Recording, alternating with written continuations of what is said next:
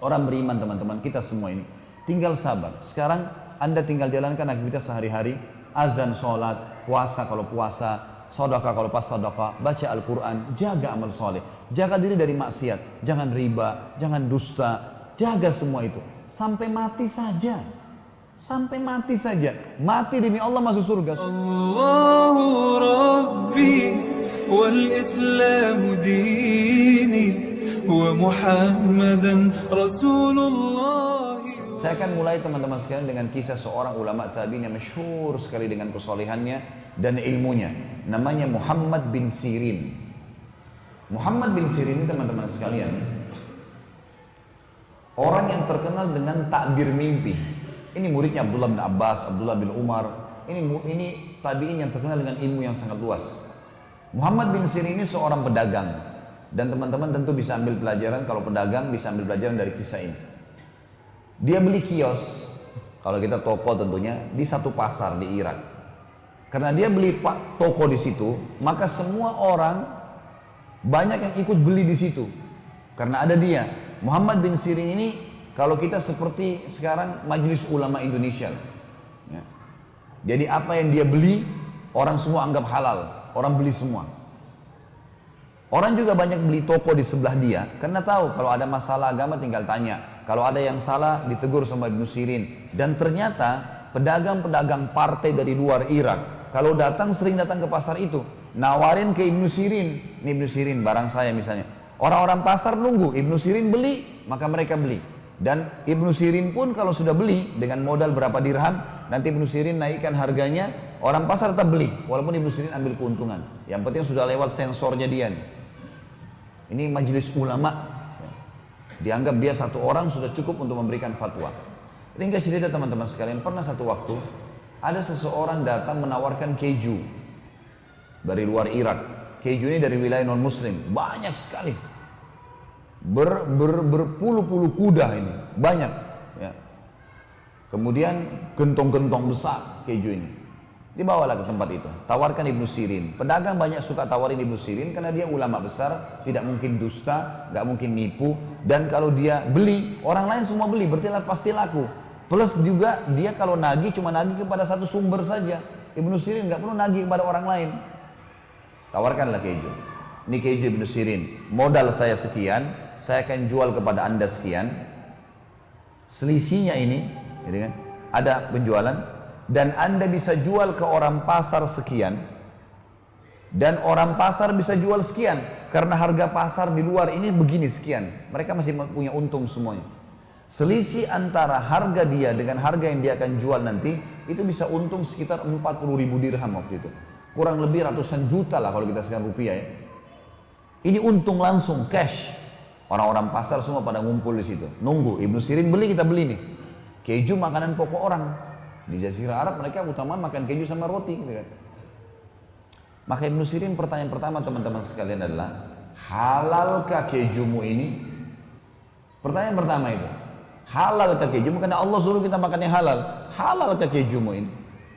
Maka dia bilang, Ibnu Sirin, kata pedagang ini, keju, susu dikeringkan, kasih garam, jadi keju. Apa masalahnya? Kata Ibnu Sirin, tidak demi Allah. Keju orang-orang non-muslim itu bisa dicampur dengan lemak-lemak hewan yang haram. Babi lah, anjing lah, atau apalah. Gak bisa. Kalau kamu sebagai seorang muslim berani bersumpah atas nama Allah menjamin buat saya ini halal, saya pegang perkataanmu dan kau tanggung jawab depan Allah hari kiamat, saya beli semuanya. Kata orang itu, saya nggak berani jamin.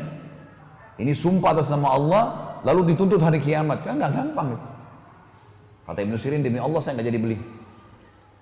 Orang ini lalu pergi, dia keliling di pasar, rupanya ada beberapa pedagang-pedagang yang kurang imannya, beli akhirnya. Besok paginya, ada satu orang masuk ke pasarnya, tokonya Ibnu Sirin, beli barang, 2 dirham. 2 dirham murah sekali ya. Dia beli, sambil beli dia ngambil ngobrol sama Ibnu Sirin. Karena asyiknya ngobrol, tanya masalah hukum segala. Orang ini mau keluar toko lupa bayar. Kata Ibnu Sirin, saudaraku sebentar, barang yang kau ambil belum kamu bayar tuh, 2 dirham. Kata orang ini, saya udah bayar. Seingat dia sudah bayar. Kata Ibnu Sirin, demi Allah kau belum bayar. Dia bilang, demi Allah saya sudah bayar. Ribut nih, gara-gara 2 dirham. Orang-orang pasar teman-teman pada datang semua. Ada apa wahai Ibnu Sirin? Saudara kita ini datang, cerita sama saya, kemudian dia ambil barang di tangannya sekarang, dia belum bayar. 2 dirham. Saya suruh dia bayar, dia bilang dia sudah bayar. Demi Allah dia belum bayar. Dan dia sumpah demi Allah dia sudah bayar. Ini nggak mungkin. Lalu kata Ibnu Sirin, hai saudaraku, kepada orang yang ambil barang, kembalikan barang itu di tempatnya atau kau bayar 2 dirham. Orang ini karena malu, orang-orang pasar pada datang semua, dibayar 2 dirham, murah sekali ya. Murah ini, dikasihlah. Setelah orang semua pergi, orang itu pergi, orang-orang pasar tanya, wahai Ibnu Sirin, ini saksi bahasan kita. Wahai Ibnu Sirin, kami nggak bisa berpikir, nggak bisa nangkap ini, nggak connect nih. Kemarin Anda menolak 40.000 dirham karena syubhat. Nggak jelas halal atau haram. Anda tinggalkan 40.000 dirham, ratusan juta. Sekarang Anda bersumpah atas nama Allah untuk 2 dirham. Nggak connect, gimana caranya? Berikan kami pemahaman. Kata Ibnu Sirin, iya demi Allah, saya akan bersumpah atas nama Allah atas 2 dirham itu. Karena saya tahu dia belum bayar. Berarti dia akan makan sesuatu yang haram. Dan Allah akan hukum saya karena saya tahu dia belum bayar. Serta dia juga akan dihukum sama Allah karena makan yang haram. Tidak penting keuntungan bagi Ibnu Sirin. 40.000 dirham haram, syubhat. 2 dirham tadi menjadi masalah. Maka harus saya ingatkan. Masalah sederhana ya. Tapi lihat bagaimana orang yang sudah mengenal Tuhannya teman-teman. Dia hati-hati sekali. Kejadian yang kedua, beberapa hari kemudian datang seorang pedagang madu ke tempat Ibnu Sirin. Madu ini teman-teman dibawain satu gentong besar, 250 kilo madu. Dibawa, mungkin berlipat ganda dari besarnya meja ini. Datang tawarin Ibnu Sirin, saya ada madu. Kebetulan Ibnu Sirin waktu itu baru belanja untuk tokonya. Sudah penuh tokonya ini dengan barang-barang. Maka yang terjadi teman-teman sekalian, Ibnu Sirin, orang ini bilang, Ibnu Sirin saya punya madu, belilah. Kata Ibnu Sirin, saya nggak ada duit sekarang, cash nggak ada. Toko saya baru penuhin, lihat aja penuh barang-barangnya. Kata orang itu, baiklah, jatuh tempo nggak masalah, 3 pekan. Ibnu Sirin, baik, jatuh tempo silahkan. Sudah, gentong itu ditaruh teman-teman sekalian di situ. Malam hari, waktu mau tutup toko, seperti biasa kita kalau sudah mau tutup toko, Ibnu Sirin lupa tutup gentong madu itu. Ada tutupnya, dia lupa tutup. Jadi terbuka. Besok pagi dia waktu buka toko, ditemukan ada bangkai tikus. Ada tikus kecil rupanya, masuk ke madu itu, melengket, gak bisa keluar, mati. Di atas madu itu. Gentongnya besar sekali ya, 250 kilo. Tikusnya kecil, mati di situ. Ibnu Sirin teman-teman waktu masuk ke toko, kemudian lihat tikus itu, kira-kira kalau anda menjadi Ibnu Sirin, apa yang dibuat dengan madu itu? 250 kilo madu gentong besar, tikus kecil mati di atasnya. Yakin dibuang semua. Bagus sekali masyarakat Denpasar, Masya Allah. Saya acungkan jempol tuh. Ibnu Sirin bilang sama pegawainya, angkat nih gentong, bawa ke sungai, alirin di sungai. Bukan dibuang di tempat sampah ya. Ambil, alirin di sungai supaya tidak ada yang pakai madu ini. Dibuang semua. Waktu pegawainya Ibnu Sirin ini gentongnya besar, 8 orang yang angkat. Lewat di pasar, orang pasar semua lihat Ibnu Sirin mau jual madu kemana? Diikuti ternyata ke sungai, dialirin di sungai, dibuang. Orang-orang pasar tanya, Ibnu Sirin, madu mahal, ngapain dibuang ini? Nilainya mahal ini. Kata Ibnu Sirin, tadi saya temukan ada tikus kecil mati di atas gentong. Dalam madu, di atas madu itu. Maka saya buang. Saya tidak mau saya tidak mau menjual, menipu muslimin. Maka kata mereka, Ibnu Sirin, tikus mati, tinggal tarik tikusnya, ambil sekilo 2 kilo, buang. Ngapain satu gentong dibuang semua? Apa kata orang yang sudah mengenal Tuhannya teman-teman sekalian? Masalah sederhana tapi pekah sekali. Kata dia, demi Allah, saya tidak pernah punya jaminan. Adakah di antara kalian yang bisa jamin buat saya? Tetesan madu mana yang kena dan tidak kena dengan bakterinya bangkit tikus itu? Sekarang kalau kayak kalian bilang sekilo 2 kilo saja dibuang, yang tersisa, dari mana saya tahu madu tetesan mana yang tidak kena atau kena? Lalu saya jual kepada muslimin, ternyata ada yang kena bakteri itu. maka saya dihisap oleh Allah hari kiamat. Demi Allah saya tidak mau jual. Buang semua. Ini luar biasa ini. Baik, berjalan waktu. 3 minggu kemudian, Ibnu Sirin karena ini kan mahal ya, dia akhirnya keuntungan tokonya dikumpulin untuk bayar madu ini. Baru terkumpul setengah dari nilai madu. Pemilik madu datang, oh Ibnu Sirin saya mau nagih. Dia belum tahu kisah nih. Kata Ibnu Sirin, madumu sebenarnya 3 pekan yang lalu tuh dimasukin tikus, saya buang karena saya takut menipu muslimin. Nanti Allah akan hisab saya. Jadi saya belum punya uang cash, baru setengahnya. Kalau kau mau ambil setengah ini dan ambil barang. Kalau mau ambil barang saya yang senilai. Silakan. Gitu kan. Bijak sekali kan? Kata orang itu enggak, saya mau cash. Kata Ibnu Sirin belum ada. Kata dia baiklah, saya kasih tempo lagi. 3 minggu lagi ke depan. Berjalan 3 minggu, ternyata Ibnu Sirin juga dengan hikmah Allah, barang yang dijual di tokonya cuma bisa terkumpul 3/4 saja. Uang cash cuma 3/4 saja. Belum bisa ke semuanya. Kata orang ini, kalau begitu Ibnu Sirin saya akan lapor ke hakim pengadilan. Kata Ibnu Sirin laporkan, silakan. Dilaporlah. Hakim tahu siapa Ibnu Sirin, ini ulama besar. Ditanya ada apa wahai Ibnu Sirin? Ibnu Sirin bilang 6 pekan yang lalu saudara saya ini memberikan kepada saya madu, jatuh tempo lalu masuk tikus, saya takut nipu muslimin, saya buang. Lalu saya kumpulin duit baru 3/4 dari nilai madu itu. Sisanya kalau dia mau diambil barang, tapi dia nggak mau, dia mau cash. Hakimnya balik kepada pemilik madu. Bagaimana pendapat kamu? Dia bilang saya mau cash. Saya udah bilang sama Ibnu Sirin dari awal saya mau cash. Ya salah dia, kenapa dia nggak bisa kumpulin? Kenapa madu dibuang? Kenapa begini dan seterusnya? Kata hakim balik Ibnu Sirin, wahai Ibnu Sirin, hukum agama kita dan hukum pemerintahan kita menyatakan Anda harus kami tahan sampai Anda bisa membayar. Penjara nih.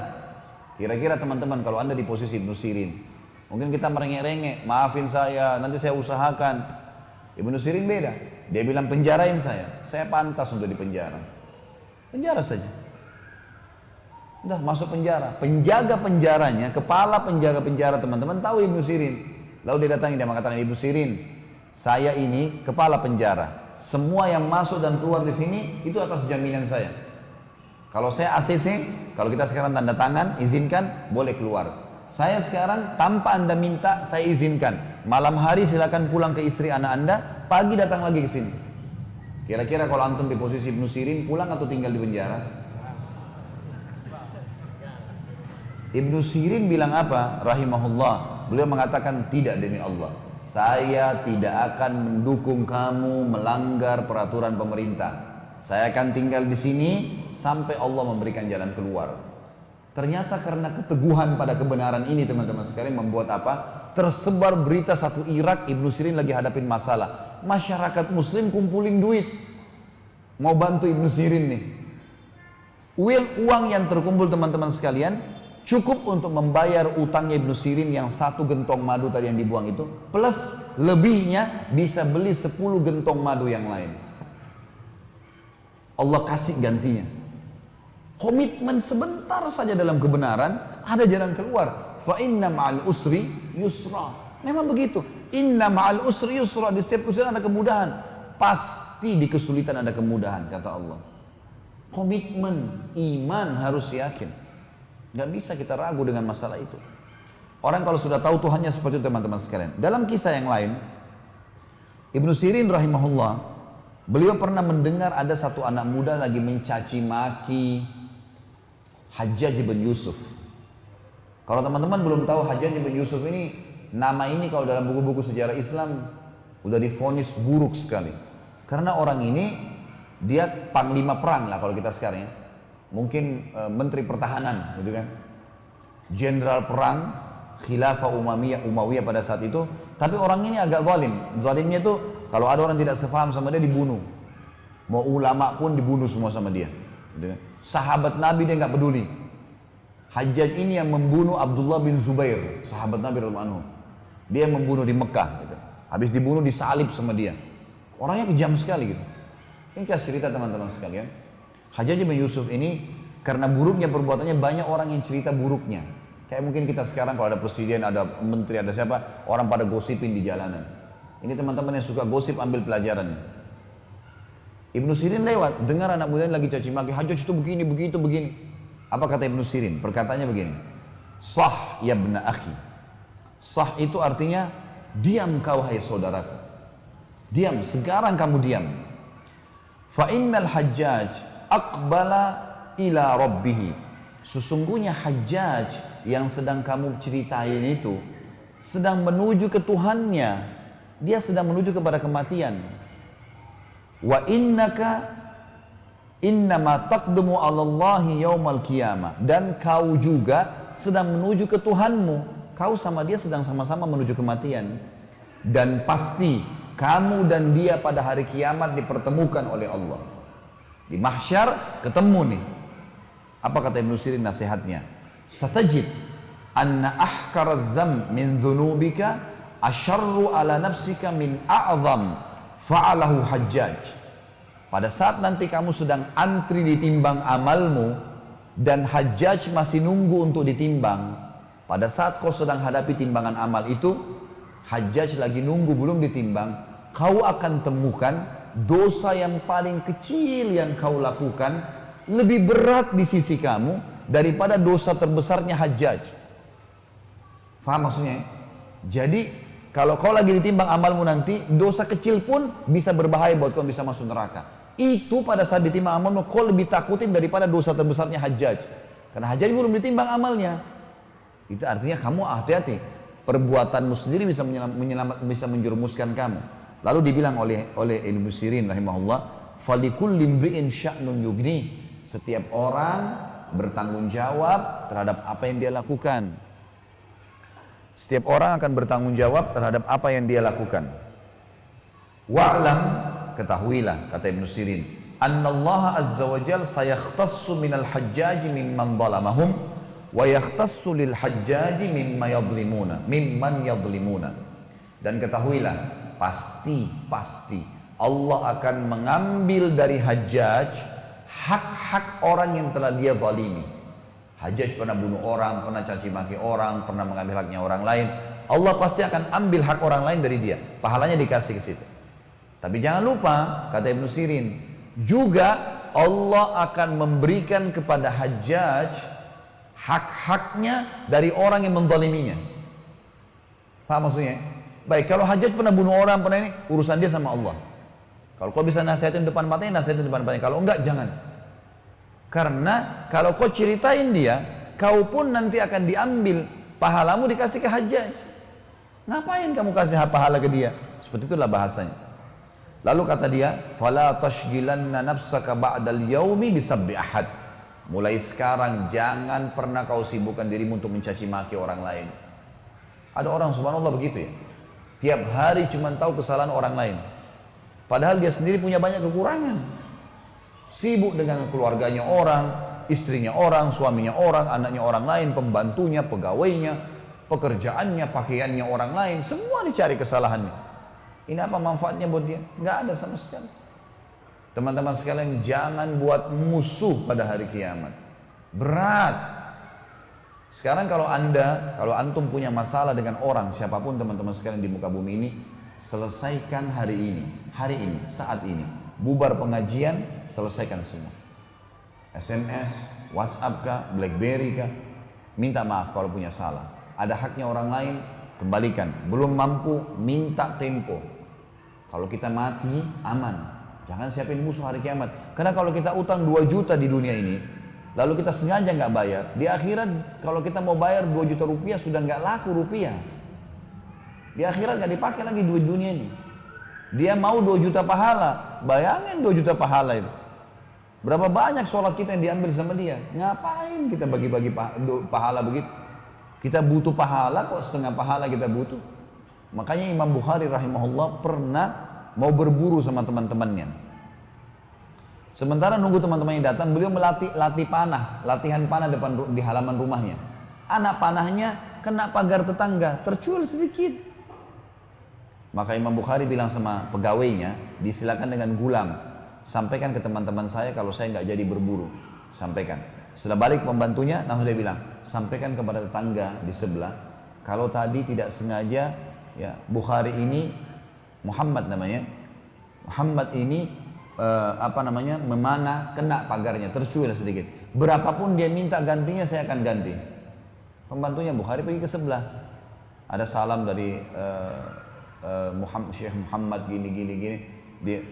Tadi dia memanah kena pagar Anda dan dia bersedia menggantinya.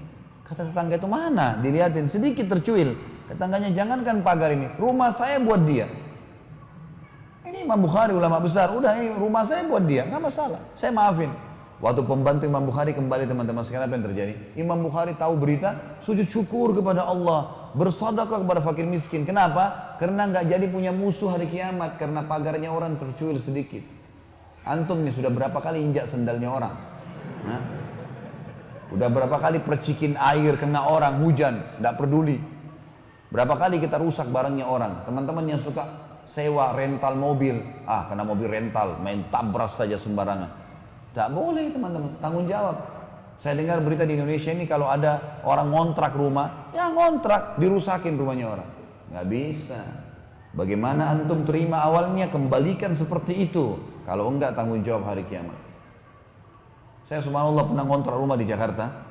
Sebelum saya keluar, saya panggilin tukang, cat semua, persis seperti itu saya masuk. Bahkan lebih bagus lagi daripada itu. Dia waktu datang, dia kaget. Saya belum pernah ada orang ngontrak rumah saya seperti ini. Saya bilang, saya tanggung jawab Pak ini. Saya masuk bersih, saya keluar bersih. Gitu kan. Ada teman saya cerita, salah satu teman di Jakarta mengatakan, ada orang ngontrak bahkan di Jakarta, begitu pulang, begitu keluar, dicabut semua jendelanya orang, pintunya orang. Udah ngerusak, mencuri. Ini apa ini? Nggak boleh teman-teman. Ya. Al-jaza min jinsil amal, kata Nabi SAW. Balasan akan datang sesuai dengan kadar perbuatan seseorang. Hari ini mobil orang kita pakai sembarangan, main tabras, kena lubang, polisi tidur ditabras saja. Besok mobil antum akan dibuat seperti itu. Hati-hati. Baru beli mobil, tabrakan. Baru ini masuk bengkel, jelas. Hari ini kita tendang seseorang, besok kita ditendang. Kama tadinu tudan, kata Nabi SAW. Sebagaimana kau berperilaku, kau akan diperilakui. Jadi teman-teman sekalian jaga, hati-hati. Allah maha mengawasi dan mengontrol. Kisah yang kedua teman-teman sekalian adalah kisah Hasan Basri rahimahullah. Hasan Basri ini pernah satu waktu lagi jalan mengantar jenazah. Ngantar jenazah. Sambil ngantar jenazah, Imam Hasan Basri sempat teman-teman sekalian berzikir. Subhanallah, alhamdulillah, wala ilaha illallah, Allahu akbar. Ada anak muda di sebelahnya nanya, wahai imam, kalau imam kita sekarang kiai, wahai imam, kenapa anda berzikir? Mau tahu? Ini kan ulama. Kok bisa? Memang ada sunnahnya orang antar jenazah sambil berzikir gitu kan? Kesannya begitu. Maka kata Hasan Basri, hai anak muda, saya mau tanya, kalau jenazah ini tiba-tiba hidup sekarang, apa yang dia buat? Apa yang akan dia lakukan dari amal soleh? Kata anak muda itu, dia akan sholat, dia akan puasa, dia akan bakti sama orang tua, dia akan sedekah. Kata Hasan Basri, kenapa kau bilang seperti itu? Dia bilang, karena dia sudah tahu sekarang, kalau orang mati tahu pentingnya amal soleh. Baik, apa dia akan buat dosa, kata Hasan Basri? Anak muda ini bilang, tidak mungkin. Kenapa? Loh, karena dia sudah tahu sekarang, ada azab kubur, ada azab akhirat nanti. Dia udah tahu. Kata Hasan Basri, yang kau ucapkan benar itu. Sangat benar, tapi ketahuilah anak muda, bahwasanya jenazah ini tidak akan pernah hidup selamanya. Nasihatnya adalah, dan jadikan dirimu seakan-akan jenazah ini yang Allah hidupkan sekarang dan masih bisa beramal soleh. Karena orang ini tidak mungkin. Saya berzikir karena saya tiba-tiba berpikir jenazah ini sudah nggak bisa berzikir, maka saya berzikir daripada saya cuma ngantar kosong. Ada. Teman-teman di sini, kalau kita ya lagi lampu merah misalnya, daripada antum cuma tahu lihat helmnya orang warna apa, merek mobilnya apa, zikrullah, astagfirullah wa atubu ilaih, astagfirullah wa atubu ilaih, zikir kepada Allah. Saya pernah praktekin teman-teman di Jakarta, pas lampu merah 1 menit 60 detik, subhanallah. Saya coba mau tahu, saya ambil mushaf, ada Quran di dashboard mobil saya ambil, saya buka. Saya bisa baca setengah halaman. 1 menit bisa kita baca. Ternyata kalau kita maksimalkan waktu itu luar biasa. Saya pernah pakai 1 menit istighfar, bisa 100 kali. Caranya astagfirullah wa atubu ilaih, astagfirullah wa atubu ilaih, astagfirullah wa atubu ilaih. Yang paling ringkas, gitu kan? Salawat juga begitu. Allahumma shalli ala Muhammad, Allahumma shalli ala Muhammad, Allahumma shalli ala Muhammad. Bisa kita gunakan. Lagi beli barang di supermarket, ya. Bahkan teman-teman saya didik diri saya coba diri saya dan saya sampaikan ke jemaah saya di Jakarta. Teman-teman sekalian, buka baju saja dan mau pakai baju itu bisa dapat pahala. Zikir. Dan kalau bisa fokus di dua saja, astagfirullah dan alhamdulillah. Astagfirullah bersihin dosa, kesalahan kita, alhamdulillah password nambah nikmat. Itu saja. Alhamdulillah, alhamdulillah, alhamdulillah. Terus ucapkan kalimat itu. Isi dengan ibadah teman-teman. Syekh bin Baz, salah satu ulama di Saudi, mufti Saudi, itu diceritakan oleh murid-muridnya. Mereka mengatakan Syekh bin Baz ini kalau terima teleponnya orang, sambil dengar orang bilang apa ngeluh, sambil berzikir. Lidahnya nggak diam. Astagfirullah wa atubu ilaih. Sambil orang ini ngomong, nanti dia diam kalau dia sudah jawab. Gak ada waktu untuk diam nih. Ucapin sesuatu, pahala. Kata Nabi SAW, siapa yang kalau saya baca sekali subhanallah walhamdulillah wala ilaha illallah wallahu akbar, satu kali lebih saya cintai daripada terbitnya matahari buat saya. Terbit matahari sekarang semua manusia bisa aktivitas, terang begini, itu lebih saya cintai, saya baca sekali daripada itu. Kata para ulama maksudnya adalah kalau orang membaca satu kali subhanallah, alhamdulillah, wala ilaha illallah, Allahu akbar, Allah akan kasih pada hari kiamat sesuatu yang membuat dia terkagum-kagum, mengalahkan terkagumnya dia dengan terbitnya matahari. Kata Nabi SAW, la hawla wa la quwata illa billah, harta karunnya surga. Kata para ulama hadis, maksudnya adalah orang kalau di depan istananya nanti, kalau dia baca la haula wala quwwata satu kali, Allah akan buka tanah surganya terbuka, keluar sesuatu hadiah buat dia, seperti harta karun, dibuka menyenangkan hati dia. Entah apa isinya, Allahu alam. Tapi kata Nabi SAW begitu. Dua kalimat yang ringan di lidah, berat di timbangan hari kiamat, dicintai oleh Allah. Subhanallahi wa bihamdi, subhanallahil azim. Kata Nabi SAW, siapa yang membaca salawat untuk satu kali, Allah membaca salawat untuknya 10 kali.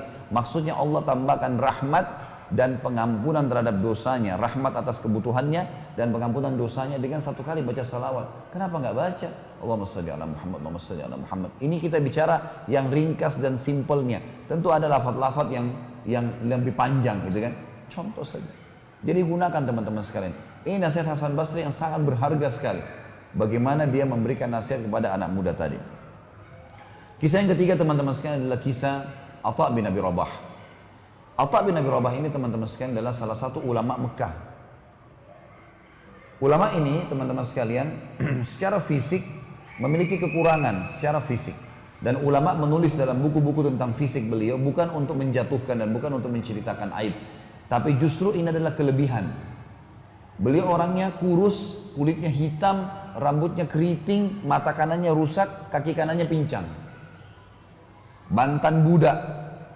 Tapi Atha bin Abi Rabah dapat julukan teman-teman sekalian, ya, dapat julukan ulamanya, alimnya ulama. Ulama-ulama tabi'in banyak menanyakan fatwa sama Atha bin Abi Rabah. Luar biasa orangnya. Abu Hanifah sendiri mengakui kalau beliau belajar dari tukang cukurnya Atha. Abu Hanifah imam madhab ya. Abu Hanifah pernah bilang, saya belajar dari tukang cukurnya Atha 5 hal. 5 hal. Dia bilang waktu saya sudah selesai umrah, lagi mau tahallul, saya datang kepada satu tukang cukur di situ, di dekat Masjid Haram. Lalu kemudian saya tanya, pertama pertanyaan saya, berapa bayaran kamu? Berapa saya bayar cukur ini? Kata tukang cukur itu, hai saudaraku, bertakwalah sama Allah. Ini ibadah. Kamu lakukan ibadah, tahallul cukur rambutmu ini bukan cukur biasa loh. Kamu baru selesai umroh, ibadah. Saya pun mencukur kau ibadah. Jangan tanya nilainya, kasih sesuka kamu. Kata Abu Hanifah, saya dapat pelajaran benar nih, ibadah nggak boleh ada nilainya. Udahlah, gitu kan? Allah akan balas. Baik. Dia bilang yang kedua, hukum yang saya belajar, saya begitu duduk, saya asal duduk saja. Kata tukang cukurnya, hai fulan, ya, menghadap kiblatlah, Ka'bah depan matamu. Kamu sekarang sedang tahallul. Alangkah baiknya kau hadap kiblat gitu. Dia bilang baiklah. Saya lakukan. Saya juga dapat pelajaran lain nih. Yang ketiga, saya memberikan sisi kiri kepala saya untuk cukur. Nih, sisi potong dari sini. Kata dia, bertakwalah kepada Allah. Sunnah Rasulullah SAW, cukur sebelah kanan. Mulai dengan kanan, jangan kiri. Kata Abu Hanifah, saya dapat hukum yang ketiga nih. Memang harus mulai dengan kanan. Nabi SAW gemar dengan sisi kanan. Yang keempat dia bilang, begitu saya lagi dicukur, saya diam aja. Abu Hanifah bilang, saya diam. Tukang cukurnya bilang, hai fulan, jangan diam. Zikrullah, kau lagi ibadah. Ngapain kamu diam? Kata Abu Hanifah, saya dapat ilmu yang keempat nih. Ini dari tukang cukur gitu. Begitu selesai cukur dia bilang, saya lalu bayar, saya mau pergi. Dia bilang, sebentar fulan, kau mau kemana? Ini hukum yang kelima. Kata dia, saya mau pulang. Dia bilang, sebentar, kau baru selesai cukur tahallul. Sunnah Rasulullah berdoa. Doa habis umrah itu berdoa. Mustajab doa kamu itu. Abu Hanifah bilang, mengatakan saya dapat ilmu. Tapi saya lihat wajahnya tukang cukur ini bukan seorang alim. Kelihatan dari wajahnya orang biasa, bukan ulama gitu kan. Lalu saya tanya, saya mau tanya kamu atas nama Allah, dari mana kau belajar 5 hal tadi itu yang kau ingatkan saya? Dia bilang, dulu waktu saya mencukur Atha bin Abi Rabah, Atha bin Abi Rabah ngajarin saya itu. Atha bin Rabah sudah meninggal nih. Abu Hanifah belajar 5 fikih masalah tahallul, di tahallul gara-gara tukang cukurnya Atha. Bayangin luar biasanya berkahnya ilmunya Atha itu. Atha sudah meninggal nih. Ini contoh saja. Atha bin Abi Rabah ini teman-teman sekalian punya banyak kisahnya dan unik-unik kisahnya gini. Tapi salah satunya adalah Atha bin Abi Rabah ini pernah satu waktu dikeluhkan, datang orang-orang Mekah mengeluh pada beliau. Keluhan-keluhan banyak sampai kepada beliau. Maka Atha bin Abi Rabah niat mau datang menuju ke khalifah. Khalifah didatangi waktu itu. Datanglah Atha bin Abi Rabah, dia naik keledai sampai ke depan istananya khalifah. Dari Mekah teman-teman ke negeri Syam, zaman itu 1 bulan dengan kuda yang paling cepat. Kan ibu kotanya Khilafah Umayyah waktu itu Damaskus, ibu kota Syria. Dari Mekah ke Damaskus ini 1 bulan dengan kuda tercepat. Dia naik keledai bisa 2 bulan. Dia pergi ke istananya khalifah untuk menyampaikan masalahnya muslimin. Ringkas cerita, tiba di istananya khalifah. Begitu dia mau turun dari keledainya, rupanya ada kereta kencana. Kalau kita sekarang mungkin mobil Alphard nih. Kereta kencana datang dengan 6 ekor kudanya, keretanya mewah. Di dalam kereta ini ada orang lain namanya Atha Al-Khurasani. Ulama juga nih, ulama tabi'in. Dia juga namanya Atha, tinggal di Khurasan, di Iran, gitu kan, pada saat itu. Maka di dalam kereta ada anaknya. Atha Al-Khurasani punya anak. Anaknya ini cerita sama kita. Dia bilang apa? Saya melihat ayah saya turun dari kereta kencana mendatangi seseorang yang kulitnya hitam, mata kanannya rusak, kaki kanannya pincang, bajunya jubahnya besar, imamahnya sudah tua. Maksudnya Atha bin Abi Rabah. Dan kata anaknya, kata Khurasani, belum pernah ayah saya turun dari kereta kencana temuin orang, belum pernah. Selalu orang lain datang, karena ini juga ulama besar, selalu didatangi oleh orang-orang gitu. Tapi baru kali ini ayah saya keluar, saya heran, siapa orang ini? Dan dia bilang saya belum pernah menemui ada orang seperti itu, seburuk itu penampilannya. Dia nggak tahu. Ayahnya turun, dia bilang, ayah saya salaman sama orang itu, pelukan, ngobrol. Gak lama kemudian ayah saya kembali. Lalu saya tanya, ayah, sambil saya sedikit tertawa, siapa orang yang anda temuin itu? Saya belum pernah orang seburuk itu keadaannya. Kata anaknya ini, sampai kaki pelana, ya, kaki pelana kuda dan keledai itu kan biasanya dari besi ya. Ini dari kayu, saking miskinnya gitu. Kata Atha Al-Khurasani, kata Atha Al-Khurasani, hai anakku, hati-hati dengan lisanmu. Jangan pernah ucapkan sesuatu keburukan orang lain, apalagi kau tidak kenal. Bagaimana caranya kau minta maaf?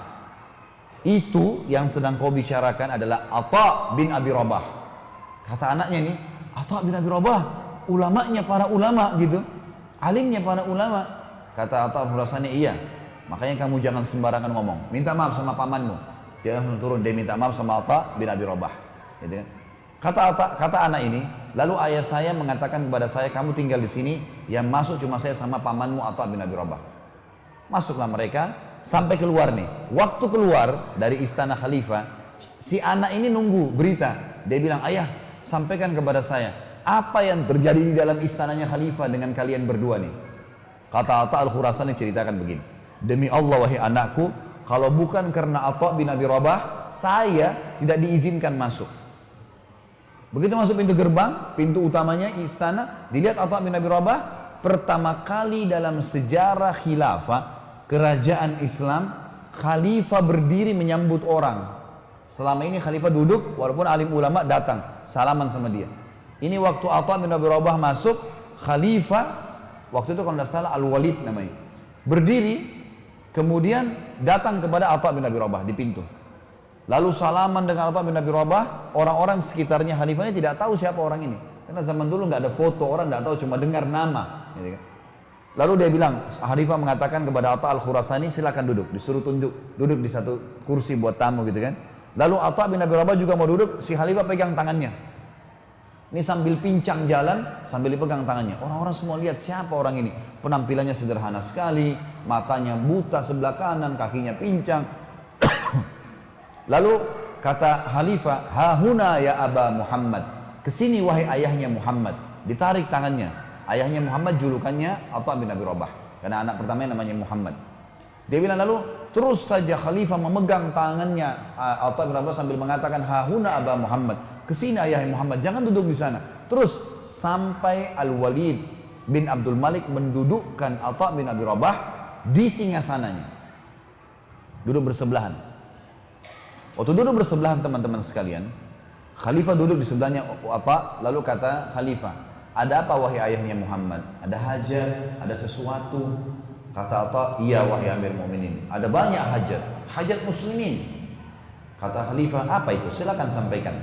Kata Atha, yang pertama, penduduk Mekah, tetangganya Allah, dan penduduk Madinah, tetangganya Rasulullah SAW. Kenapa dia bahasakan ini? Karena di Mekah kan ada Ka'bah. Dalam bahasa Arab teman-teman, semua yang bersebelahan sama rumah kita namanya tetangga. Maka bahasa santunnya apa? Orang Mekah itu semua tetangganya Allah loh. Karena ada Ka'bah di sana. Di Madinah ada rumah Rasulullah SAW. Semua penduduk Madinah berarti tetangga Rasulullah. Terlambat ataya mereka. Ataya ini teman-teman adalah pemberian yang dikasih oleh pemerintah dari keuntungan pemerintahan, dikasih kepada orang-orang. Lalu kata Amir Mu'minin, baiklah. Ataya bin Umayyah maka terlambat. Hai Gulam, dipanggil sekretarisnya. Catat, segera berikan atayanya penduduk Madinah dan Mekah. Baik. Apalagi ayahnya Muhammad, mujahidin yang sedang berperang di perbatasan antara muslimin dengan orang kafir. Mereka telat gajinya. Istri-istri mereka, anak mereka datang kepada saya mengeluh, berikan gaji mereka. Kata Walid, Gulam, catat, kasih segera gajinya para mujahidin. Ada masalah lain? Ada, sampai 5 masalah. Masalah ini, masalah itu, semua masalahnya muslimin ini. Setelah 5 masalah disampaikan sama dia, saya ringkaskan. Maka dia berkata, Amir Mu'minin masih berkata, Walid masih berkata, ada lagi wahai ayah Muhammad, ada lagi masalah? Kata Atha bin Abi Rabah, ada wahai Amir Mu'minin, dan ini masalah yang lebih penting dari 5 hal tadi. Kata Al-Walid, ada apa? Lalu Atha bin Abi Rabah teman-teman posisinya, ini dulu di singgasana, khalifah lagi duduk, Atha berdiri, menghadap ke khalifah, menunjuk wajahnya, sambil berkata, ada Amir Mu'minin hajat yang lebih penting dari 5 hal tadi. Ingatlah wahai Amir Mu'minin, Anda dilahirkan di muka bumi ini sendirian, dan Anda akan mati sendirian, dan Anda akan dihisab hari kiamat oleh Allah yang Maha Perkasa sendirian. Demi Allah, singgasanamu ini, semua dayang-dayangmu ini, kerajaanmu ini tidak bermanfaat untukmu hari kiamat. Nasihat. Tidak pernah ada orang begini, raja duduk ditunjuk-tunjukin sama dia. Nasihat. Al-Walid orang beriman sama Allah. Dia nangis sambil tongkatnya itu dipukulin ke karpet sambil dia mengatakan jazakallahu khairan. Semoga Allah balas kau kebaikan. Terus begitu. Sambil khalifah menangis, nggak bisa menahan, dia terisak dengan nasihat itu. Maka Atha keluar. Kata Atha al-Khurasani, Atha bin Abi Rabah keluar. Dan demi Allah tidak minum setetes air pun di istana khalifah. Nggak minum setetes air.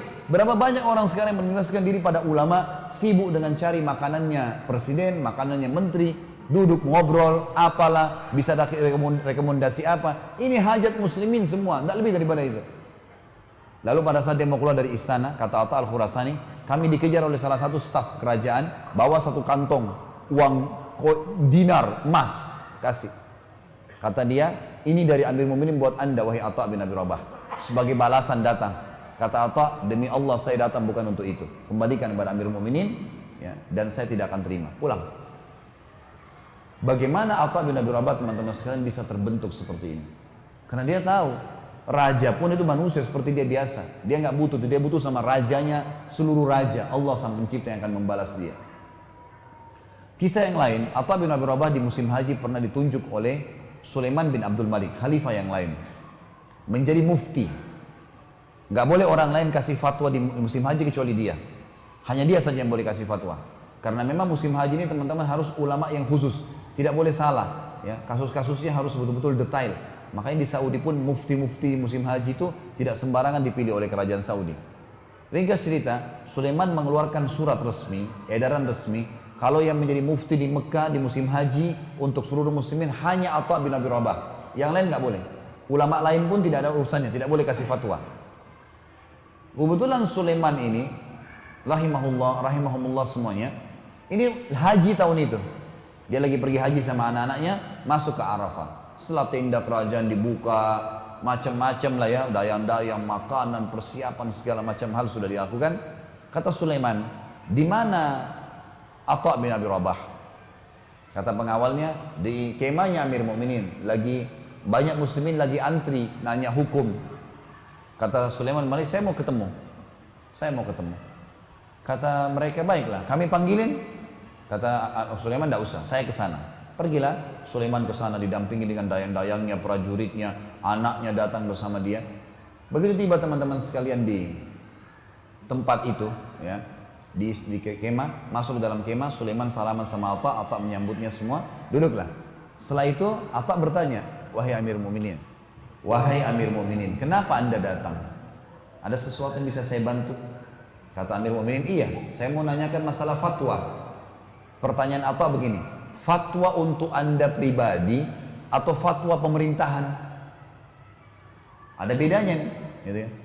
Kata Amir Mu'minin, kata Sulaiman, ya fatwa buat saya pribadi, ada hal-hal haji yang saya mau tanya. Tiba-tiba Atta berdiri lalu mengatakan, wahai Amir Mu'minin, maafkan saya, silakan anda keluar antri bersama muslimin. Antri luar kemah. Di sini di Arafah nggak ada bedanya antara raja dengan manusia biasa. Allah sudah membuat anda menggunakan ihram sama dengan semuanya. Supaya di sini jelas tidak ada perbedaan. Dan mereka sudah antri kepanasan dari tadi untuk menanyakan fatwa pribadi. Kalau fatwa pemerintahan anda saya dahulukan. Karena wali amr harus didahulukan. Tapi fatwa pribadi enggak. Orang-orang di belakangnya Sulaiman ini sudah marah nih. Ini ngapain ini Atta? Kan tinggal jawab selesai, Amir Mu'minin pulang. Disuruh antri. Tapi Sulaiman waktu itu rahimahullah memang orang beriman juga. Sampai sebagian ulama masukkan kategori Sulaiman dalam lagi ini ulama. Ulama juga tapi levelnya belum sampai ke Atta bin Abi Rabah. Dia selain khalifah juga dia seorang alim. Dia tahu, antri dia teman-teman sekalian. Orang karena dia tidak ngomong, dayang-dayangnya tidak berani ngomong, pengawalnya nggak ngomong, anaknya pun ada 2 orang di belakangnya laki-laki nggak berani ngomong. Lalu Atta bin Abi Rabah tanya, jawab satu orang, seakan-akan tidak ada khalifah yang sedang antri. Jawab sampai selesai, tuntas keluar, sampai tiba saatnya Sulaiman. Begitu Sulaiman masuk, lalu kemudian ditanya fatwa, selesailah. Atta bin Abi Rabah silakan pulang, ya sudah. Biasa saja gitu. Gak ada sama sekali ketergantungannya, khawatirnya, takutnya gak ada. Pulanglah Sulaiman ke kemahnya. Dia tahu nih Sulaiman tuh ada masalah. Kumpulin semua anak-anaknya, dayang-dayangnya, prajuritnya yang tadi hadir. Kumpul semua. Lalu dia ceramah. Setelah tahmid dan salawat dia mengatakan, wahai anak-anakku, ketahuilah yang dibuat oleh Atta bin Abi Rabah kepada saya itu benar. Jangan ada di antara kalian yang sedang marah dengan Atta. Di sini gak ada bedanya antara Amir Mu'minin dengan masyarakat biasa. Dan memang saya datang untuk menanyakan fatwa pribadi, bukan fatwa pemerintahan. Apa yang dilakukan benar. Tapi ketahuilah, yang membuat Atta bin Abi Rabah bisa melakukan itu pada saya karena ilmu agamanya, karena hubungannya dengan Allah sangat baik, sehingga Allah membuat dia mengalahkan singa-singa sananya para raja-raja. Dia nggak butuh dengan singasana saya, dia nggak butuh dengan saya. karena dia sudah bergantung dengan Allah, raja yang sebenarnya. Nasihat yang sangat bijak dari Sulaiman, dan bagaimana memang raja kalau juga beriman kepada Allah. Tapi saksi bahasan kita Atha rahimahullah yang luar biasa ini. Kisah selanjutnya teman-teman sekalian adalah kisah Urwa bin Zubair. Urwa bin Zubair teman-teman sekalian adalah orang yang terkenal juga dengan kesolehannya tentunya. Urwa bin Zubair ini, Zubair ayahnya salah seorang sahabat Nabi, Zubair bin Awam yang dijamin masuk surga. Urwa ini punya kisah yang unik. Dia berteman sama khalifah namanya Al-Walid yang tadi Atha bin Abi Rabah datang itu. Itu teman dekatnya dia sebelum jadi khalifah. Sepadan umur lah. Urwa bin Zubair ulama tinggal di Madinah. Allah karunia Urwa ini 4 orang anak laki-laki. Anak pertamanya ini adalah anak yang sangat luar biasa, sudah dikader menjadi penggantinya Urwa. Hafal 30 juz Al-Quran, hafal sekian ribu hadis, ibadahnya bagus, intinya baguslah anak ini. Al-Walid mengundang Urwa untuk datang ke istana di Damaskus.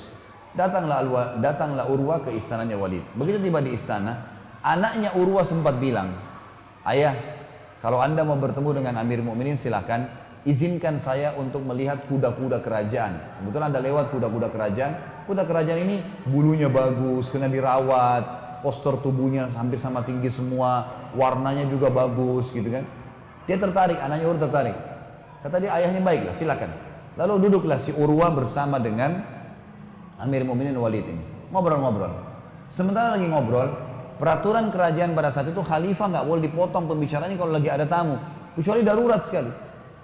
Tiba-tiba datang satu prajurit lari-lari, buru-buru, lalu mengatakan, "Maaf Amir Mukminin, saya harus memotong pembicaraan anda." Kata Al-Walid, "Kenapa? Ada pasukan musuh yang menyerang wilayah kita?" "Oh enggak, bukan." "Lalu ada masalah apa? Kenapa kau potong pembicaraan saya? Saya lagi ada tamu." Kata dia, "Mohon maaf, anaknya Tuan Urwah baru saja meninggal dunia, ditendang oleh kuda anda, kuda kerajaan."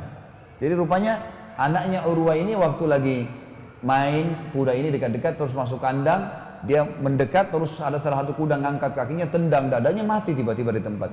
Anak ini hafal Quran, sudah dikader jadi ulama, dan baru saja sehat, nggak ada apa-apa. Khalifah ini Al-Walid tidak enak, dia balik kepada Urwah. Bagaimana Urwah? Urwah dengan senyum dia mengatakan, "Inna lillahi wa inna ilaihi raji'un." Kami milik Allah, kami akan kembali kepada Allah. Sudah ajalnya wahai Walid, sudah tidak masalah. Bawa jenazahnya ke saya biar saya urus. Anaknya mati nih, tidak marah, tidak emosi, tidak nanya apa sebabnya, sudahlah, sudah mati ajal. Kalau belum ajal pasti tidak akan mati.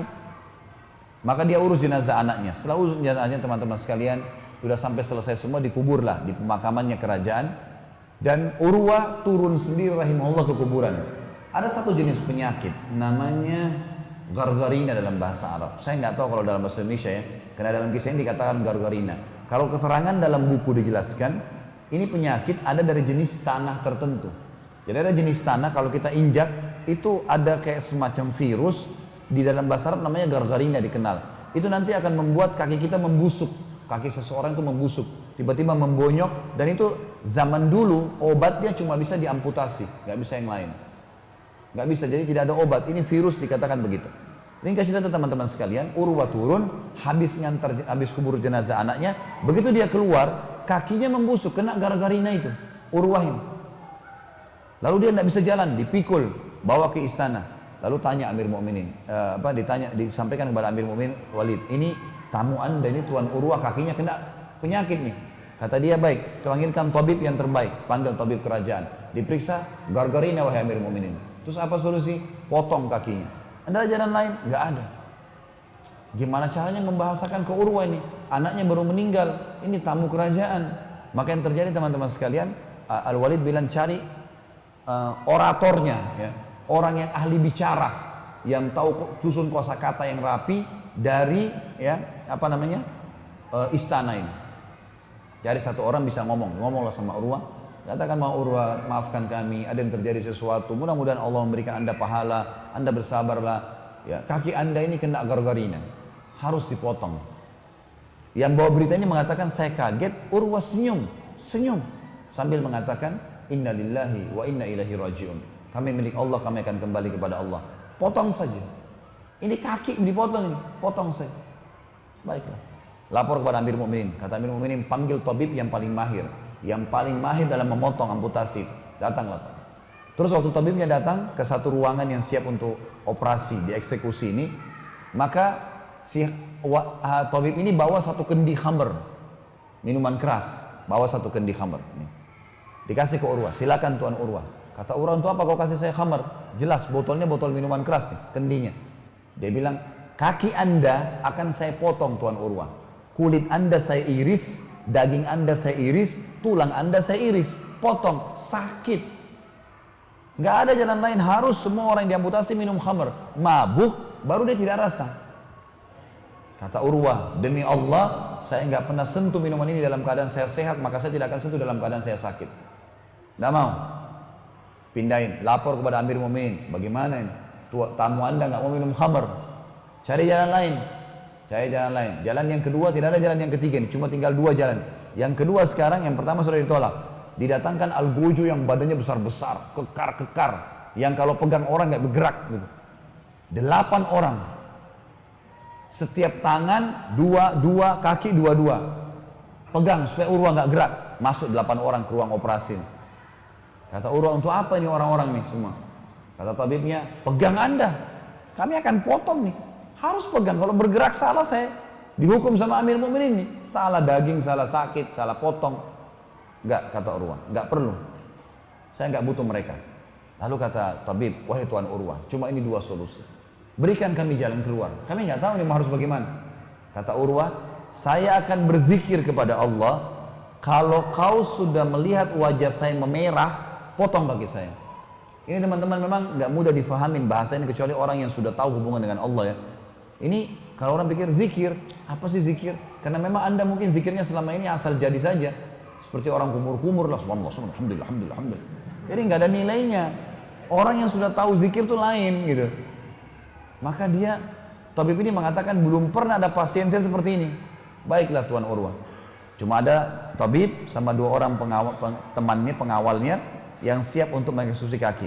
Mulailah Urwah, subhanallah, walhamdulillah, wala ilaha illallah, wallahu akbar. Terus dia berzikir. Kalau tabib ini, Urwah menutup matanya sampai saya melihat wajahnya memerah. Dan pada saat memerah, saya langsung eksekusi cepat. Potong kakinya dengan cepat, dengan keterampilan yang sudah ada, terus potong, sampai terpotonglah. Anehnya, kata tabibnya, anehnya, Tuan Urwah tetap dengan volume suara yang sama, tetap dengan zikir yang sama, seakan-akan tidak ada eksekusi kaki ini. Padahal darah lagi ngucur nih darahnya. Sampai saya pegang, Tuan Urwah, eksekusi sudah selesai nih. Potong kaki sudah selesai, amputasi sudah selesai. Kata dia, alhamdulillah. Kakinya lagi berdarah, nggak ngeluh, nggak apa gitu, kayak tidak ada rasa sakit. Maka kata tabibnya, tapi masih ada satu masalah, darahnya ngucur. Ini pendarahan, harus diberhentiin. Kata Urwah, berhentiin. Caranya waktu itu tidak ada cara lain. Kaki Anda harus direndam di minyak panas, minyak dididin. Dicemplungin di kakinya supaya kulitnya itu terbakar, berhenti langsung darahnya. Nggak ada cara lain waktu itu. Kata Urwah, lakukan. Inna lillahi wa inna ilaihi raji'un. Saya akan berzikir, wajah saya memerah, lakukan. Diletakkanlah minyak panas, lalu Urwah berzikir, begitu merah wajahnya, dicelupin kakinya. Tapi manusiawi, karena kesakitan, pingsan Urwah. Dia bangun dari pingsannya. Subhanallah, Urwah ini, kata ulama sejarah menjalankan kisah ini, Urwah bin Zubair ini terkenal khazinul Quran, sahabatnya Al-Quran. Setiap hari baca 10 juz, tiap 3 hari khatam. Dan baru 1 hari dalam hidupnya tidak baca 10 juz pada saat hari eksekusi itu, hari operasi itu. Sebelumnya semua dibaca sama dia 10 juz, cuma hari itu yang tidak. Maka dibicarakan dalam kisah ini teman-teman sekalian, Urwah waktu sudah dipotong kakinya, sudah dibalut segala, dia bilang sama tabibnya. Ada di situ juga Amir Mukminin, ada khalifah, lagi menyambut lah. Ini orang habis dioperasi, baru sadar. Lalu dia bilang, mana telapak kaki saya? Yang kalian sudah potong tadi mana? Orang semua heran, kenapa dia minta telapak kakinya? Didatangkan, dia pegang gini, diangkat, baru dia bilang, saya bersyukur kepada Allah, alhamdulillah, segala puji bagi Allah, yang telah menitipkan kamu kepada saya selama 40 tahun. Umurnya kebetulan 40 tahun, dari bayi sampai sekarang, 40 tahun. Belum pernah 1 kali pun saya pakai kamu ke tempat haram. 1 kali pun belum pernah buat maksiat kakinya. Saya bersyukur kepada Allah selama 40 tahun kau dititipkan kepada saya, belum pernah satu kali pun saya pakai kau bermaksiat. Lalu dia serahkan untuk dikubur kakinya. Baik, dia pulang teman-teman sekalian, anaknya mati, kakinya satu pincang. Di Madinah sudah tersebar nih berita, Urwah kena musibah. Orang datang bertakziah, takziah anaknya meninggal, sambil juga menyabarkan Urwah dengan dengan kasus sakit kakinya itu. Tapi sebelum pulang, Amir Mukminin ini Walid ingin menghibur. Gimana caranya hibur Urwah nih? Harus ada sesuatu yang menghibur dia sebelum dia pulang. Kalau cuma hadiah, Urwah biasa nggak repot dengan harta gitu. Dikasih apapun dia biasa-biasa saja. Kebetulan Amir Mukminin ini Walid berdoa sama Allah, ya Allah berikan petunjuk. Subhanallah, di istana Urwah Amir Mukminin datang satu suku Arab, punya hajat mau bicara sama Amir Mukminin Al-Walid ini. Kepala sukunya mereka orang paling depan matanya buta, dipegang sama dua orang, menghadap kepada Al-Walid. Al-Walid tanya, siapa kalian? Oh kami dari suku Fulan. Siapa ini yang buta? Lalu dia bilang, saya Amir Mukminin kepala suku mereka. Kata Amir Mukminin Al-Walid, kenapa kau buta? Apa ceritanya? Dia bilang, wahai Amir Mukminin, kalau anda mau dengar cerita saya, anda pasti kagum dengan Allah. Kata dia, silahkan ceritain, apa masalahnya? Dia bilang, Amir Mukminin, saya kepala suku dan sampai sekarang saya masih kepala suku. Saya dulu orang terkaya di kaum saya. Saya kepala suku, orang paling banyak punya keturunan. Istri saya juga ada beberapa orang, berkah semuanya. Satu waktu saya pernah mau pindah ke satu wilayah, lalu saya bawa keluarga saya semuanya, semua harta saya bawa. Waktu saya lagi istirahat di sebuah lembah ini padang pasir, sehingga ada lembah-lembah yang cekung-cekung itu biasa dipakai istirahat oleh orang. Karena kalau di atas gunungnya malah dingin, di lembah agak hangat gitu. Mereka bilang istirahat di situ. Satu malam saya lagi di lembah, tiba-tiba hujan deras turun, terjadi banjir besar, seluruh harta saya, dayang-dayang dan pengawal saya, istri anak saya, semuanya dibawa larut sama air hujan itu. Saya bisa selamat karena bergantung pada sebuah pohon. Maka kata dia, lalu kemudian setelah hujan itu pergi, itu kan tidak ada lagi. Jadi teman-teman yang tahu kalau wilayah padang pasir biasa gitu, lembah-lembah itu dilewatin air, tapi hitungan menit tiba-tiba atau hitungan jam udah hilang air itu. Jalan terus mengikuti alur padang pasir itu. Nanti terakhir meresap ke dalam gitu. Jadi tiba-tiba saya sudah tidak ada, tapi sudah hilang, sudah mati, meninggal nih. Dia bilang saya bergantung pada sebuah pohon sehingga saya selamat, dan rupanya di pohon sebelah ada bayi saya yang paling kecil, itu tergantung dengan selimutnya. Dan di sebelah lagi pohon, ada 3 pohon di situ, ada pohon lagi unta saya terikat, ada satu unta yang terikat, sempat terangkat dengan air tapi kemudian tidak terlepas talinya. Ringkas cerita dia bilang, saya pun kemudian ke pohon sebelah turunkan bayi saya dari pohon, kemudian saya ingin menyelamatkan diri saya sama bayi saya. Niatnya saya taruh dulu di tanah, kemudian saya mau ambil unta. Begitu saya menuju ke unta, tiba-tiba bayi saya itu, saya dengar suara tangisan bayi saya balik ke arah sana, kepala bayi saya sudah ada di mulut serigala. Jadi serigala sudah makan ini anak saya. Sambil nangis bayi itu sudah digigit, sudah ditarik lehernya. Saya pikir sudah nggak mungkin, serigala sudah bawa lari, sudah mati anak saya. Maka saya berpikir menyelamatkan diri saya sendiri. Lalu kemudian dia bilang saya pun mendekati unta ini, tapi unta ini unta yang keras, gitu ya. Apalagi mungkin untanya stres karena banjir tadi. Begitu saya mendekat, unta ini ngangkat kakinya menendang kedua mata saya sehingga buta. Maka dalam satu malam, wahai Amir Mukminin, saya tidak ada harta, nggak ada keluarga, nggak ada istri, nggak ada anak, gitu kan, nggak ada pengawal, dan mata saya pun buta. Gitu. Maka kata Amir Mukminin, bawa orang ini kepada Urwah, suruh dia ceritain. Ternyata ada orang yang lebih berat cobaannya. Dan memang dalam Islam gitu ya, kita kalau dapat cobaan teman-teman, kita harus lihat orang yang lebih berat cobaannya, sehingga kita tetap bisa bersabar, gitu kan.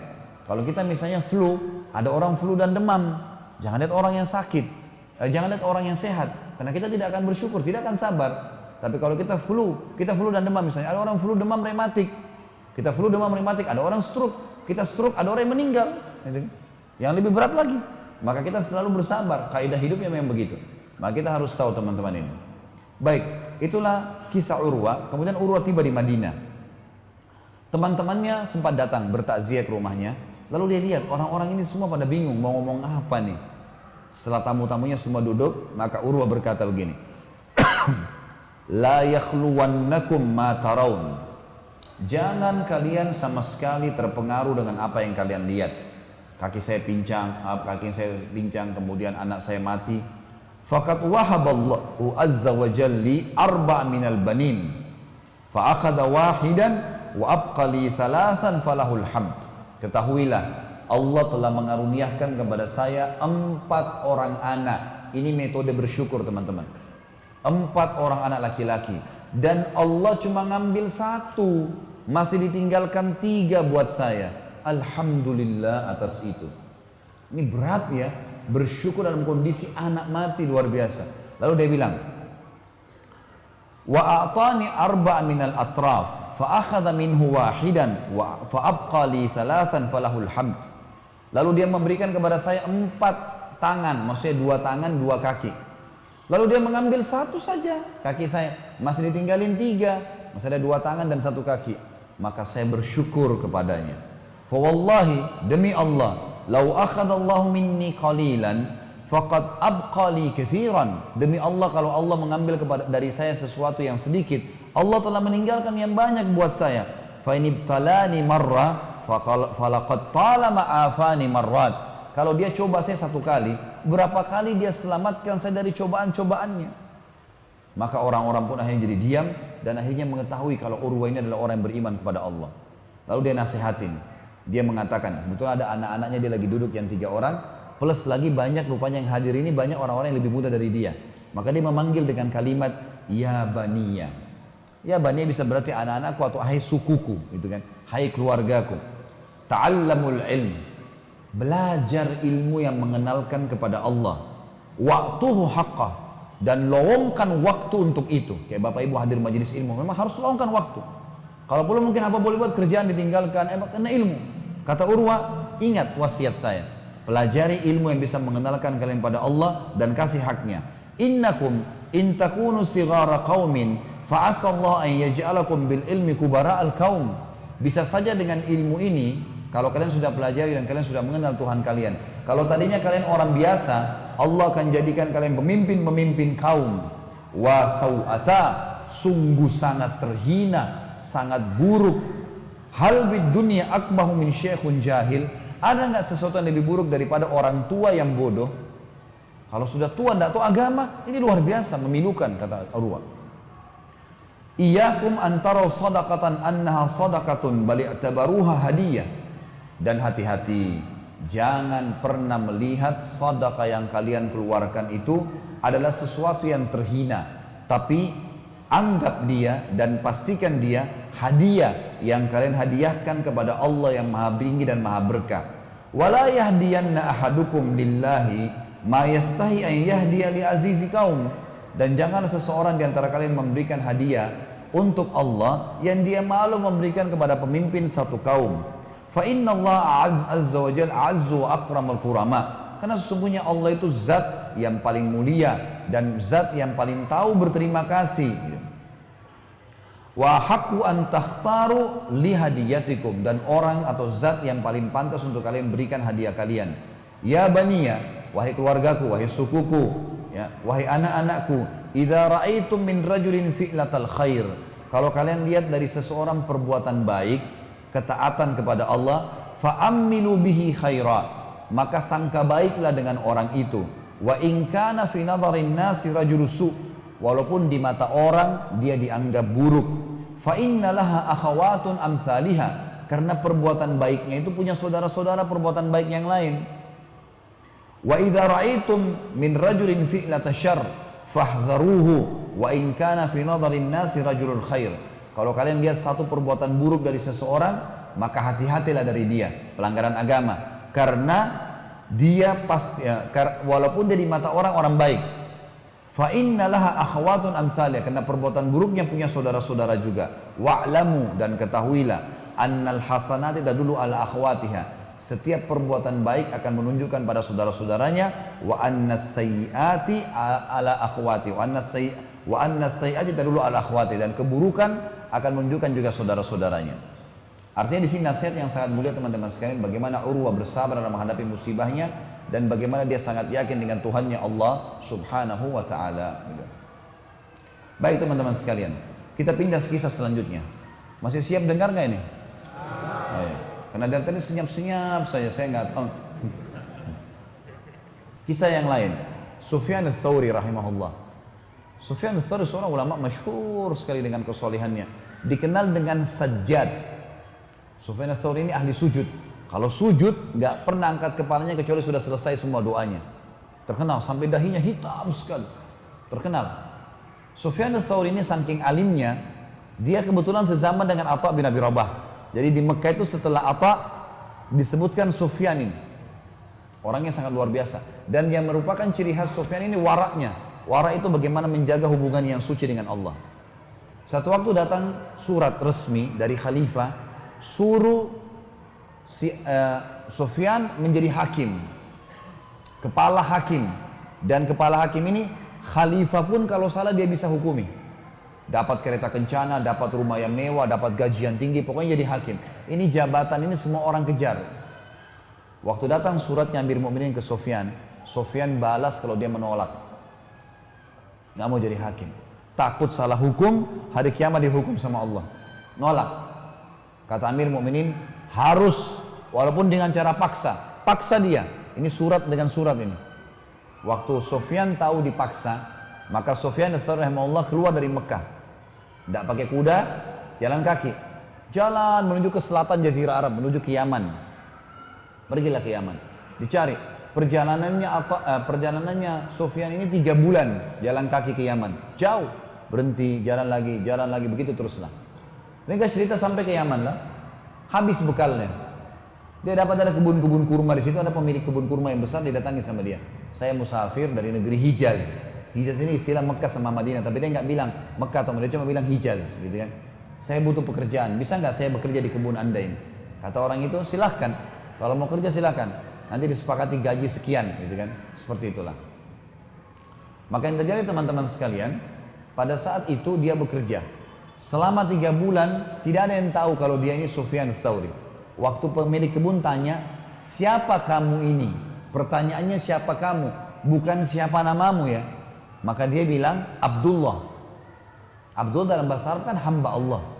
Dia tidak mau sebut namanya Sufyan. Kebetulan pertanyaannya memang bukan siapa namamu. Siapa kamu?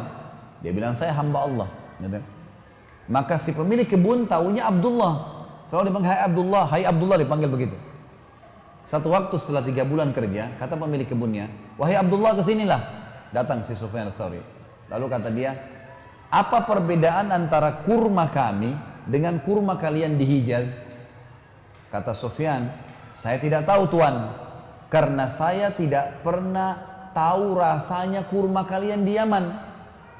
Kata pemilik kebun, kau 3 bulan kerja dengan saya, petik kurma, turunin kurma, sortir kurma, tidak pernah kau makan satu butir pun? Tidak pernah tahu rasanya? Kata dia, demi Allah tidak pernah, karena anda belum pernah persilahkan. Ini teman-teman yang jadi pegawai nih, di restoran atau di toko, berapa banyak main sikat saja makanannya orang. Sufyan ats-Tsauri tidak pernah makan satu butir kurma 3 bulan kerja, karena nggak pernah dipersilahkan. Dia juga nggak mau minta, gitu kan? Kata orang ini pemilik kebun, apa sambil ngolok-ngolok gitu? Apa kau mau contohin Sufyan ats-Tsauri dari waraknya? Dia nggak tahu kalau ini orangnya gitu. Maka dia pergi ke temannya, Sufyan ats-Tsauri pergi nih. Dia pergi ke temannya sebelah di kebun, dia bilang, ada pegawai saya itu aneh, unik. Masa dia 3 bulan kerja turunin kurma, sortir kurma, gak pernah rasa tuh kurma pun di kebun saya. Dia tidak pernah rasa sama sekali. Temannya ini jeli rupanya. Amir Mukminin waktu itu sudah keluarin sebuah surat juga. Siapa yang bisa tangkap Sufyan ats-Tsauri hidup atau mati, ya, pokoknya ada jasadnya, ada badannya hidup atau mati, saya kasih 1 peti emas. Tersebar satu wilayah Islam nih. Jadi orang memang ngejar dia gitu kan. Pada saat itu temannya kebunnya sebelah ini tak jeli. Dia bilang sebentar, sebutkan ciri fisiknya orang itu. Kata yang punya kebun ini, begini. Kata dia, itu Sufyan ats-Tsauri, tangkap cepat. Kita ngambil 1 peti emas. Pergi ke kebun sebelah, Sufyan ats-Tsauri sudah nggak ada. Rupanya sudah pulang, kembali ke Mekah nih, jalan kaki. 3 bulan lagi baru sampai ke Mekah. Sampai di Mekah disambut oleh para ulama, disambut oleh murid-muridnya, sampai tersebar berita ke Amir Mukminin kalau sudah sampai Sufyan ats-Tsauri di Mekah. Baiklah, Sufyan ats-Tsauri dapat berita. Amir Mukminin bilang, saya akan ke Mekah, menangkap sendiri Sufyan dan mengkisosnya, memenggal kepalanya, digantung dekat Ka'bah. biar jadi pelajaran. Kalau semua orang yang saya instruksikan harus patuh. Seperti itulah. Kata teman Sufyan rahimahullah, dia bilang Sufyan waktu dengar berita itu, dia kebetulan masuk masjid dekat Ka'bah, Masjid Haram, lalu dia sholat 2 rakaat. Indah sekali sholatnya. Dia sholat tenang dengan tumannya, saya di sebelahnya.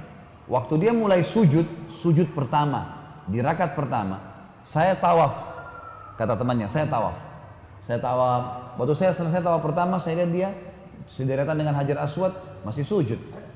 Saya tawaf lagi yang kedua, masih sujud. Tawaf ketiga, masih sujud. Sampai tawaf saya selesai 7 kali. Sudah saya tawaf 7 kali dan waktu itu lagi rame, dia bilang. Saya tawaf 7 kali, saya lihat Sufyan ats-Tsauri masih sujud. Lalu saya duduk di sebelahnya.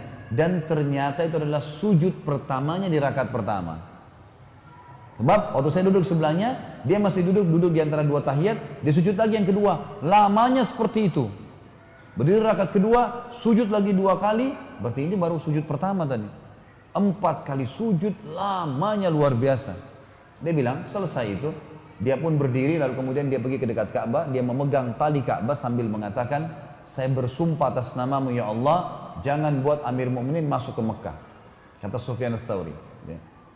Maka dia bilang pun, gitu kan, mereka yang cerita kisah ini mengatakan, maka waktu Amir Mu'minin mau masuk di Mekah, maka yang terjadi adalah ada mereka si Amir Mu'minin sama kelompoknya lagi istirahat di luar pintu gerbang Mekah. Habis itu baru mau masuk. Pada saat itu Amir Mu'minin meninggal dunia, nggak jadi masuk ke Mekah, sehingga hukuman Sufyan nggak jadi terjadi.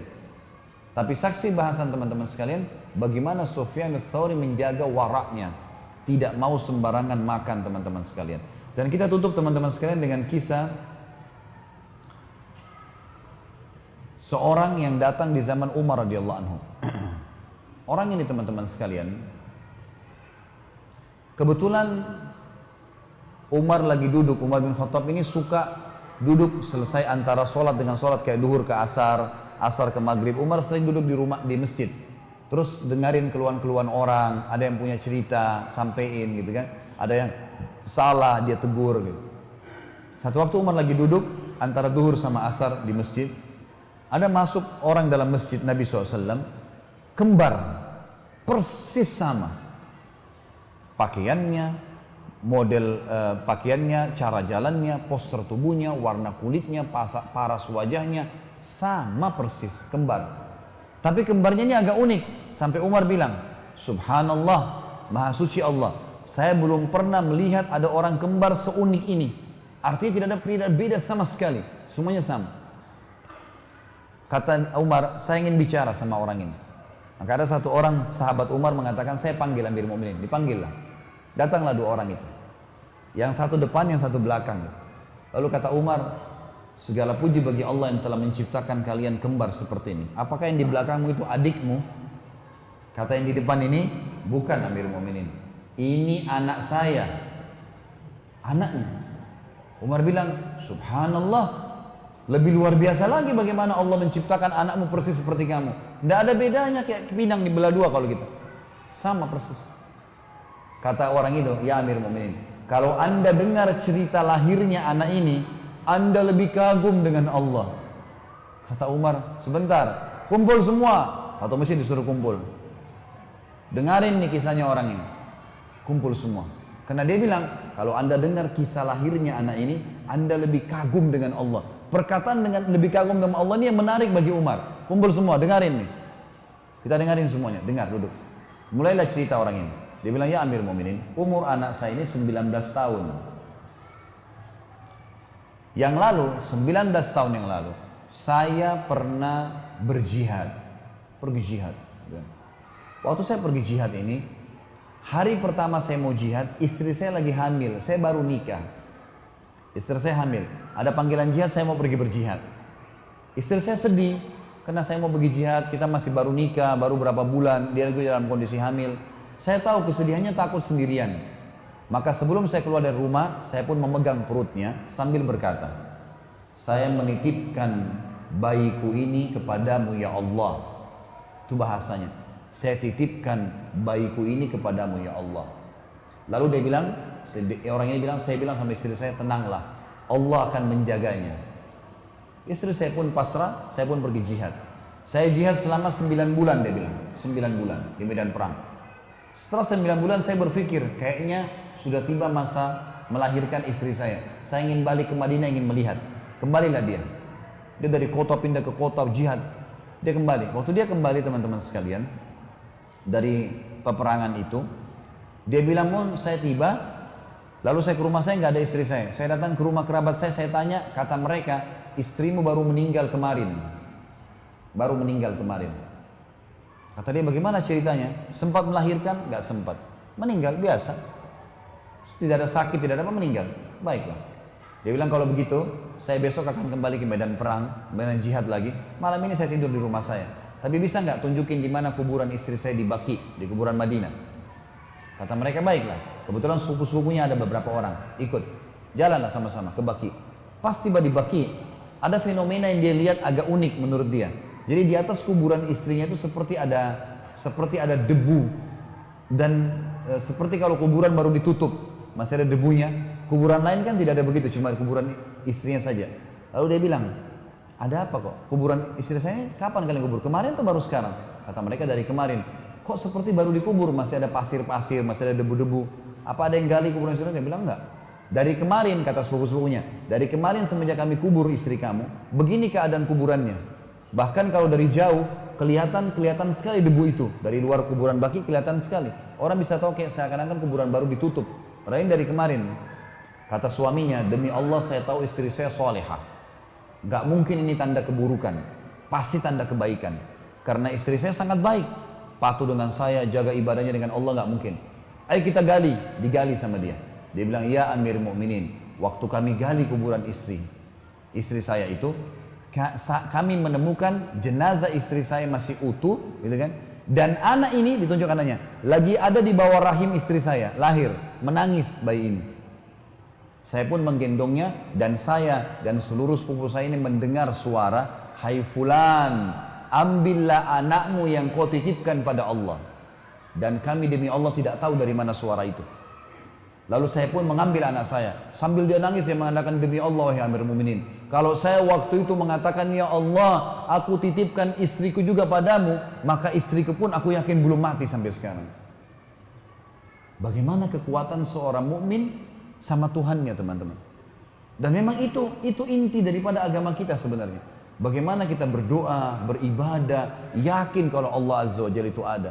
Dan ada ribuan kisah yang seperti ini, teman-teman sekalian, yang berhubungan dengan kesolehan orang-orang yang sudah mengenal Tuhannya. Bahagia. Mereka sangat bahagia. Musibah bisa dilaluin, nikmat bisa disyukurin, segala macam hal bisa menasihatin orang, dan seterusnya. Ini hal yang paling mendasar, dan tinggal sabar. Orang beriman, teman-teman, kita semua ini tinggal sabar. Sekarang Anda tinggal jalankan aktivitas sehari-hari, azan, sholat, puasa kalau puasa, sedekah kalau pas sedekah, baca Al-Quran, jaga amal soleh, jaga diri dari maksiat, jangan riba, jangan dusta, jaga semua itu sampai mati saja. Sampai mati saja. Mati demi Allah masuk surga. Surga itu bukan dongeng, teman-teman. Keyakinan seorang mukmin, rukun iman kita yang kelima, hari kiamat. Hari kiamat masuk dalamnya kematian, alam barzah, hisab, surga dan neraka. Itu dasar. Hadis Nabi SAW ribuan, ratusan yang menyebutkan masalah surga dan neraka ini. Ada semua. Ini fenomena bukan main-main. Daripada Anda menjadi orang yang bermaksiat, jelas dadanya sesak, tidak tahu harus kemana arahnya, dibenci oleh Allah dan hukumannya ada. Maka jadilah orang-orang yang baik, teman-teman sekalian. Sabar sedikit dalam ketaatan, maka kita akan mendapatkan yang terbaik, insya Allah.